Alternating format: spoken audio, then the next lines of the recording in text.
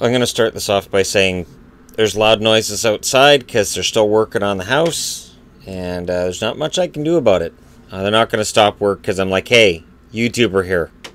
He's back off. Doesn't work that way. So there's your card for WrestleMania. Night, everybody. I'm going to start off with the giant dangling stupidity, which is the John Cena Undertaker feud. Notice Kane's not on the card either. I would imagine Kane ends up in the Battle Royal for the men. Maybe the women. I mean, it wouldn't be above WWE to have a Battle Royal for women won by a man wearing a wig. Why not Kane? Why not? Here comes Gwendolyn Jacobs. And it's just Glenn Jacobs in a long wig, wearing makeup, and looking disgusted with himself. And he chokeslams every last woman. You know what? This is such a good idea that I don't want to continue because somebody's going to use it. And Gwendolyn Jacobs is going to be a thing. And they'll be like, yes, the women's revolution, everybody. Here comes Gwendolyn Jacobs. And again, it's just Glenn Jacobs looking like he wants to die. And he's wearing his Kane outfit. And he's got a bra over top with balloons stuffed in it. Anyways, let's get away from that. The biggest thing I want to talk about, because I don't know if I'm going to get into all the matches or not, because I don't know that I care. And that's the biggest problem right now. They've got just so much going on. And this is also an example of how there's too many wrestlers in WWE right now. How uncomfortable a conversation is that? Where you've got a roster that's so stacked, and now they could be adding James Storm to it. The roster's so stacked. Where does Adam Cole go if he gets called up right now? Yeah, or Andrade Cien Almas. Where does he go? Yeah, it's awkward. It's an awkward conversation. Because there's a lot of really good wrestlers that aren't on this side, which is the side of the card that makes the most money. A lot of wrestlers on this side, including Sasha Banks and Bayley. What in the hell was the point of building up this feud between Sasha Banks and Bayley if they're not going to fight against each other one-on-one at Mania? Serious question. You're supposed to be building up WrestleMania matches, right? John Cena went in the ring, and for 15 minutes every week for the last month and a half, he's been Undertaker, Undertaker, Undertaker, Undertaker. Nothing. And now, according to Wrestle Talk, maybe there won't be a match at Mania. Awesome. Or depending on who you ask, it could be the Biker Taker that comes out. Oh, God. And it makes sense. Because, of course, Kid Rock's going in the Hall of Fame. He sang American Badass, which is a really crap song. Kid Rock was really good at taking a riff from a good song and then just yapping over it so that you don't realize how crap the song is until a couple years pass and you listen to it again and you go, actually, I like the original. I don't think I like this version. Eminem turned into that too over time. But Dream On, Aerosmith, that's when, for me, he jumped the shark. But I think the real thing here is what they blew. So Bray Wyatt and Matt Hardy had this stupid feud that ended with Bray getting thrown in a lake.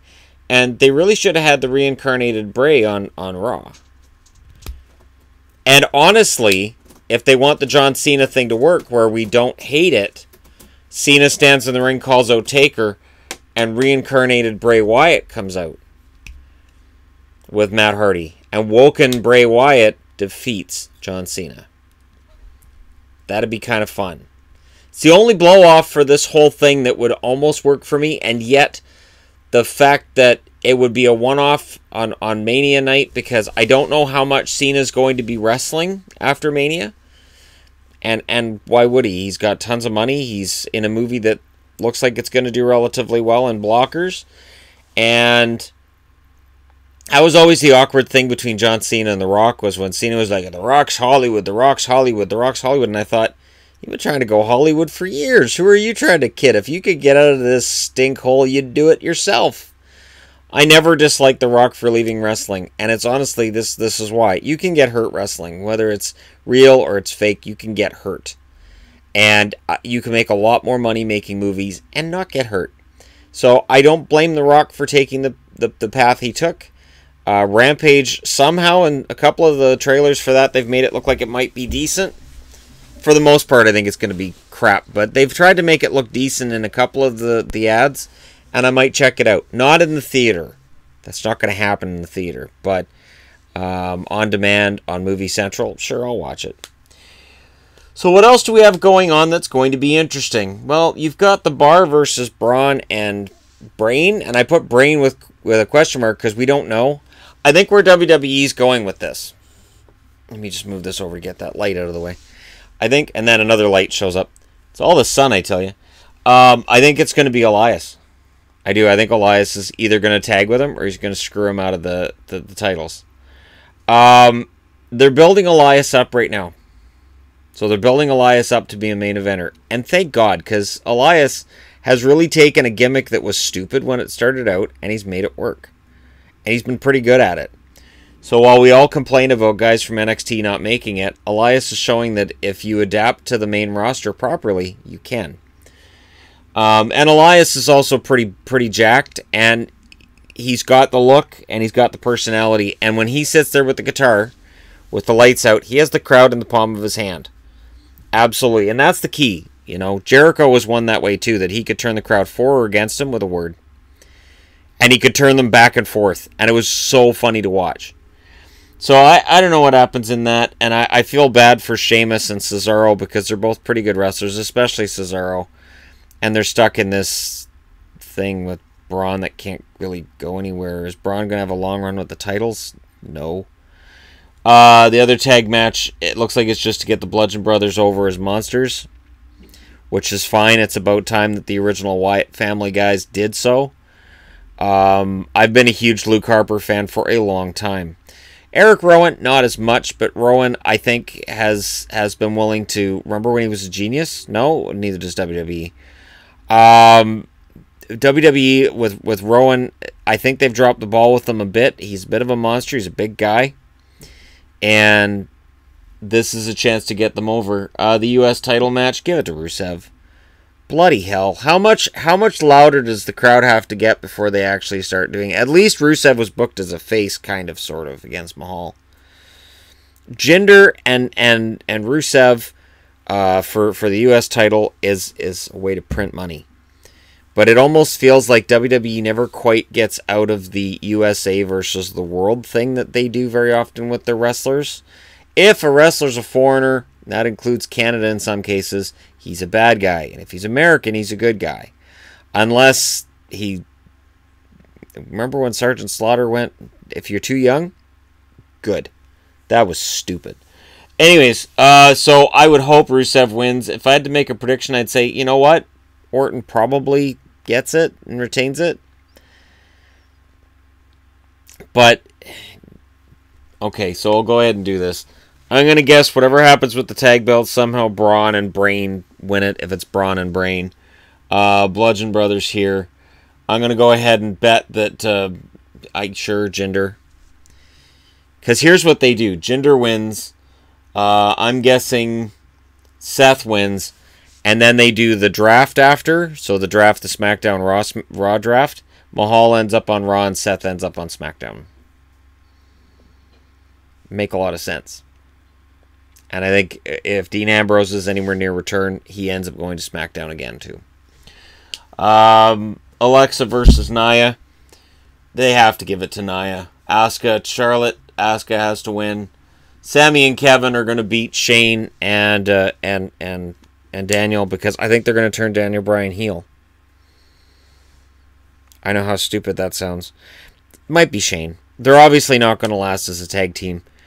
Sure, Shane turns heel and joins Owens and Sami, even though it doesn't make any sense for the rest of the storyline. But why should it make sense? Why? Why does it need to make sense? Ronda and Kurt are obviously going to beat Triple H and Nipple H. That's an old name we used to give Stephanie back in the day online. It was Triple H and Nipple H, and it was funny. And so I'll throw that up there again. It's Stephanie and Trips. This match, I couldn't have less interest in it. And I mean that. They can put whoever through a table they want. They can put the Stay Puft Marshmallow Man through a table, and I still wouldn't care. I just don't. AJ versus Shinsuke. Clearly, Shinsuke is in this to win. And Brock versus Roman. Roman wins. which means that I'm not predicting any champions keep their belts. None. So I'm clearly wrong. And I clearly don't really care. I've only half watched Raw and SmackDown lately, and it's weird because the next time they have a live event near here, I'll go, I'll buy t-shirts, I love it, it's fun live. The televised stuff, there's too much talking, they're too long, there's too many commercials, there's too many recaps. If you were missing what just happened 10 seconds ago, here it is again. Oh, did you miss what happened 20 seconds ago? Well, I was recapping it when it happened 10 seconds ago. Here it is again. It's ridiculous. The WWE needs to stop being ridiculous all the time. The camera's shaking. Pixel's walking by the camera. We're back into some low tech today due to events outside my control. I'm doing videos up here to make things easier for Yvonne downstairs and for the kids downstairs. It's only a one-day thing. And starting next week, this will probably never happen again. No. And then I just had to pause because I had a cat ready to jump on my jerseys. Oh, this is funny. Pixel, I don't think you can make it. Oh, she did. Okay. She jumped up on the top shelf in front of me. I didn't think she was going to make it, and she was really... Anyway. So, yeah. I'm not overly excited about this Mania. I'm just not. Brock is supposed to be leaving for UFC, which feels to me like it's not going to happen. So because we're all expecting it and because Heyman's teasing it, yeah, he's probably going to re-sign with WWE and he'll probably keep the title for the next 3 years without defending it and crap. I miss having the title on every week. So the one thing about Roman winning is at least we'll see the title defended regularly. And let's be honest, every time Roman wins the title, he either gets screwed out of it or he gets injured or something happens and he has to drop the belt. So the sooner he gets it, the sooner he loses it. Shinsuke, this WrestleMania is being set up so Shinsuke winning the title is going to be a big thing, because here's the thing, both Shinsuke and Asuka are set up to win the belts, and that's not by accident. So WWE's push of Japanese wrestlers will very definitely get mentioned on the show. There's no way it doesn't. And the rest of it is just kind of, I don't know. I guess Nia dealing with the Alexa thing, and I guess Asuka. I guess Alexa could retain. I guess. You guys can let me know your picks in the comment section below. Hit like and subscribe if you're browsing your way through, and don't worry about the setup on this channel right now. It's a much better setup than what it looks like right now, just because I'm kind of forced to use this for this morning. But I wanted to do my predictions now because during the rest of the week, I'm not going to have a lot of time to do that. And I don't see a whole lot changing. Undertaker and Cena could go up on the board. And if Undertaker shows up at Mania, I'm not sure what the point of the build was. And this is the second time John Cena's done this. And I will tip my hat to John Cena for this. There's nobody who builds up a feud and gets crowds more interested without an opponent than John Cena. The best Mania event that they could pull off is John Cena versus John Cena in a retirement match.